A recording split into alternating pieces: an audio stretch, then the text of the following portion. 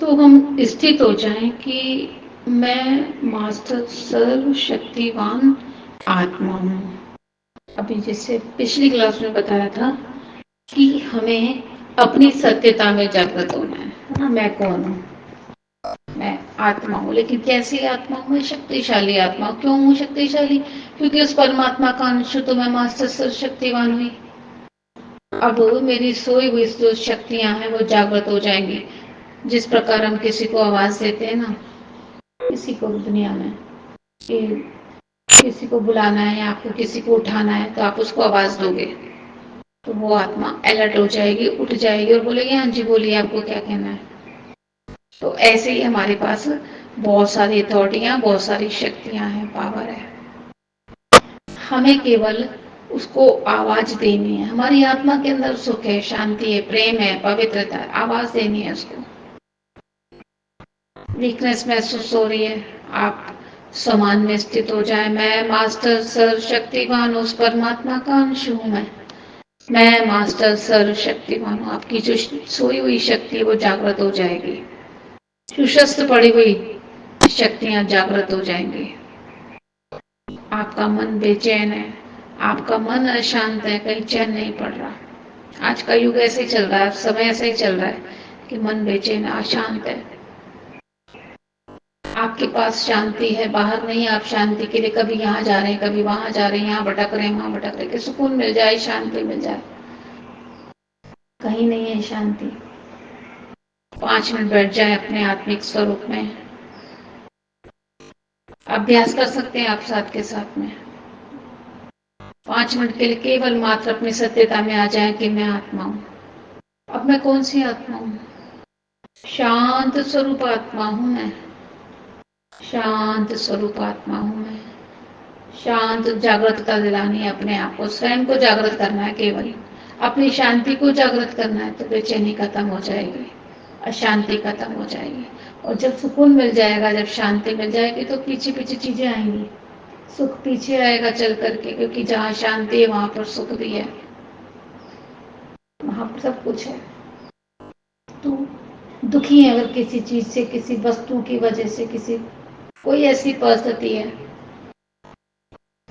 क्योंकि अभी जिस स्तर पर हम बैठे हैं कलयुग में, किसी भी चीज के बगैर गुजारा नहीं। हर चीज इंसान को चाहिए, और कभी जीवन में किसी चीज की कमी होती तो उस वजह से हम दुखी रहते हैं, परेशान हो जाते हैं। वो सुविधा ना होने की वजह से परेशान होते हैं।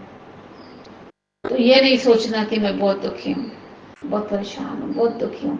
क्योंकि अगर मैं दुख की सोचूंगी अपने आप को, मैं बहुत परेशान हूँ, मैं बहुत दुखी हूँ, तो हम किसका आह्वान कर रहे हैं? किसको आवाज दे रहे हैं? हम दुख को आवाज दे रहे हैं।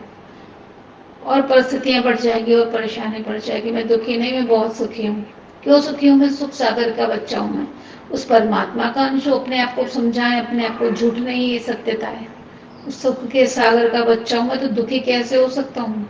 ये सब कागज के शेर डराने के लिए आए हैं कलयुग में। माया है, मायावी रावण है ये। पर आपको अपनी शक्तियों को बोलना नहीं है कि मैं कौन हूँ, बहुत सुखी हूँ, मैं बहुत सुखी हूँ। आपके पास से सुख की एनर्जी जो निकलेगी वो आने वाले दुख को खत्म कर देगी, भस्म कर देगी।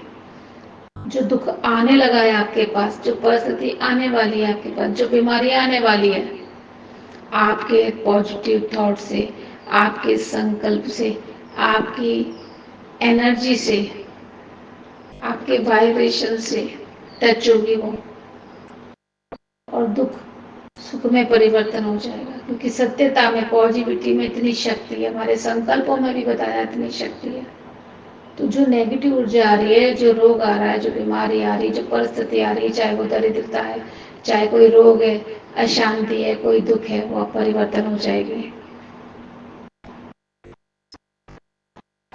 अशांति शांति में परिवर्तन हो जाएगी, दुख सुख में परिवर्तन हो जाएगा, कमजोरी शक्ति में बदल जाएगी। तो अपनी सत्यता में आ जाए, क्योंकि मेरी आत्मा के ये 7 गुण है, इसको जीवन में कभी भूलना नहीं है। केवल यही हमारे दुख का कारण है कि हम विस्मृति में चले गए, याददाश्त खो गई हमारी, भूल गए अपने आप को, भूल गए अपने उस घर को, भूल गए अपने उस पिता को, सब कुछ भूल गए, क्योंकि खुद को भूले तो सब भूले। क्योंकि जो बच्चा अपने आप को भूल जाएगा वो अपने बाप को भूल जाएगा, बाप को भूला तो घर भूला, घर भूल गया, बाप को भूल गया तो बाप से जो प्रॉपर्टी, जो वर्षा मिलने वाला था वो भी भूल गया, सब कुछ विस्मृत हो गया। जैसे अपना नाम याद आया, अपनी जागृतता ही, कोमा से निकले आत्मा कि मैं देह नहीं, मैं आत्मा हूं। जागृत होते ही उसकी शक्तियां याद आई, अपना पिता याद आया, वो परमात्मा याद आया। क्योंकि देह समझने से देहधारी याद आएंगे, आत्मा समझने से परमात्मा याद आएगा, सीधा सीधा है। तो उसकी याद आती, उसका वर्षा याद आएगा, उसकी याद आती, इसकी शक्तियां याद आएंगी, प्राप्ति होने लगेगी। जागृतता में आ जाएंगे तो आत्मा के 7 गुण है, सुख, शांति, प्रेम, पवित्रता, ज्ञान, आनंद और शक्ति। और क्या चाहिए हमको? सुख, शांति, प्रेम चाहिए, प्यार चाहिए, सम्मान चाहिए, सुकून चाहिए, आनंद चाहिए। यही चाहिए। क्यों चाहिए? क्योंकि आत्मा का तत्व ही है, चाहिए आत्मा को ये। जिस प्रकार हमारा ये शरीर 5 तत्वों से बना है, हमारा शरीर किससे बना है? 5 तत्वों से। और इस शरीर को 5 तत्व चाहिए, हवा, अग्नि है, जल है, वायु है, सब चाहिए। एक दिन 1 मिनट ना मिले तो खत्म हो जाएंगे, मर जाएंगे। किसी भी चीज के बगैर हमारा गुजारा नहीं, क्योंकि 5 तत्वों से शरीर बना है, तो इसको ये 5 तत्व चाहिए। पर ये संसार में, स्थूल शरीर के बारे में सारे संसार को नॉलेज है, पूरी दुनिया को पता है कि हमारा ये शरीर 5 तत्वों से बना है। पर मेरी ये आत्मा किस तत्व से बनी है, किसकी बनी है, आज तक संसार में किसी को भी पता नहीं है, किसी को पता नहीं। आज तक कोई संसार में ये नहीं बता पाएगा। आप किसी से भी जाकर पूछें कि आपकी आत्मा किसकी बनी है, क्यों प्यासी है आत्मा, क्या चाहिए इसको, क्यों चाहिए इसको शांति, क्यों चाहिए इसको सुख, क्यों चाहिए इसको सुकून, क्यों चाहिए, क्यों? क्योंकि इसका तत्व है ये, इसकी प्यास है ये, इसको चाहिए। क्योंकि आत्मा बनी ही इससे है, उसका स्वधर्म है आत्मा का शांति, सुख, प्रेम, पवित्रता, ज्ञान, आनंद, तत्व है इसका। और जो जिससे बना है ना उसको वही चाहिए। जैसे हमारा शरीर पानी से बना तो पानी चाहिए, सारा दिन पानी पीते हैं, क्योंकि 70% शरीर के अंदर पानी है, 5 तत्वों से बना है, तो वो चाहिए। एक भी चीज के बगैर शरीर जिंदा नहीं रह सकता। ऐसी आत्मा तड़प रही है, तड़पती रहेगी जीवन पर्यंत, जब तक उसको सुख नहीं मिलेगा, जब तक उसको शांति नहीं मिलेगी, जब तक उसको चैन नहीं मिलेगा। कब मिलेगा वो? उसको जागृतता में आने से। जाग जाए अब कि मैं कौन हूं और मेरा कौन, मैं कौन और मेरा कौन, और मुझे कहां से मिलेगा, कहां से प्राप्ति मिलेगी। क्योंकि अगर मैं आत्मा हूं तो मेरा पिता परम आत्मा है। अगर मैं सुख, शांति, प्रेम और पवित्रता से बनी हूं तो वो किससे बना होगा? वो तो सागर है सबका, वो सुख का सागर है, वो प्रेम का सागर है, वो शांति का सागर है, वो ज्ञान का सागर है, वो आनंद का सागर है, वो शक्तियों का सागर है। मिल जाए, उसके साथ कनेक्ट हो जाए, जागृत हो जाए एक बार, अलर्ट हो जाए एक बार, मैं कौन हूँ और मेरा है कौन, और मुझे ये सब चीजें मिलेंगी कहाँ से? जो सागर है। और सागर में सारा कचरा समा जाता है। जब मैं आत्मा उसके साथ कनेक्ट होती हूँ तो मेरी आत्मा का जो कचरा है, मेरे जो 5 विकार है, मेरी जो कमजोरियां हैं, मेरे जो विकार हैं, सब उसमें समा जाते हैं, वो समा लेता है।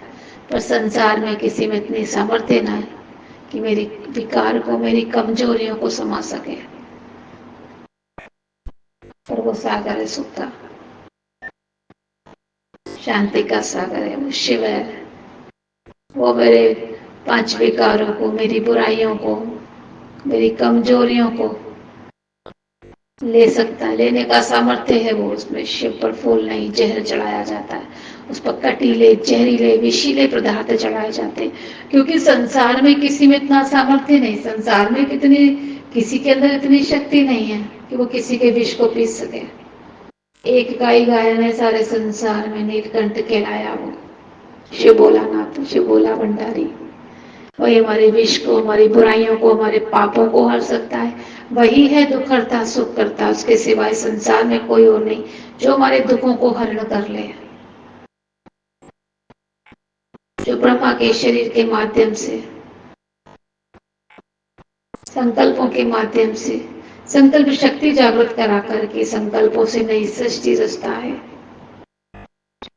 इस दुख भरी दुनिया को, इस नर्क को स्वर्ग बना देता है और मनुष्य को देवता करत न लागी देर।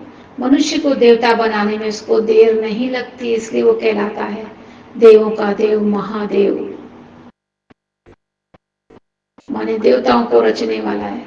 और गायन है, मनुष्य को देवता करत न लागी देर। 1 सेकंड लगता है उसको मनुष्य से देवता बनाने में, जागृतता दिला देता है कि तुम आखिर हो कौन।